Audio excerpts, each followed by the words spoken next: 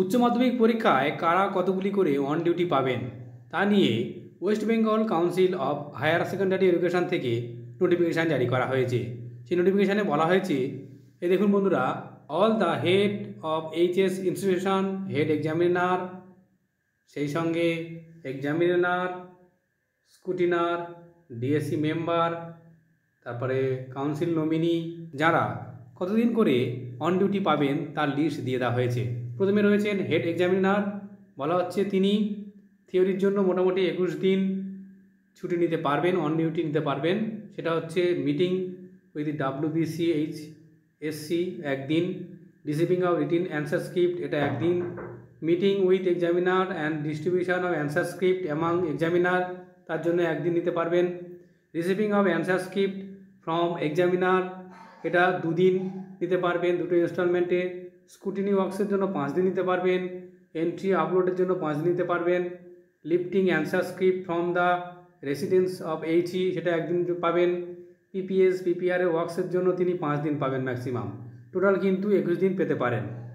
Examiner যারা পরীক্ষক থাকবেন তারা পাবেন 3 দিন।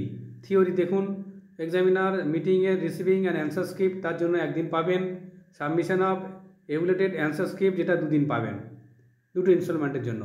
যারা স্ক্রিনাইজার আছেন তারা পাবেন 12 দিন। দেখুন, scrutiny of answer script 4 days maximum, আর আপলোডিং অফ মার্কস অনলাইন তার জন্য 5 দিন পাবেন, আবার PPR-এর জন্য আরও 3 দিন পাবেন।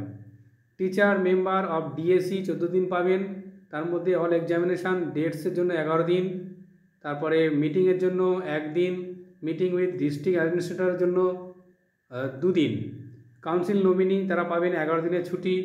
দেখুন, অল এক্সামিনেশান ডেট 11 দিন। তাছাড়া the head examiner scrutineer is involvement in the above mention works on any national or state holiday or Sunday they may be allowed special on duty against the days. অন্য কাজে যারা নিযুক্ত থাকবেন special হলিডের জন্য কিন্তু তার সানডেতে যদি স্পেশাল হলিডে থাকে তার জন্য কিন্তু তারা ছুটি পাবেন। On duty of examiner scrutiniser will be given by the concern head examiner.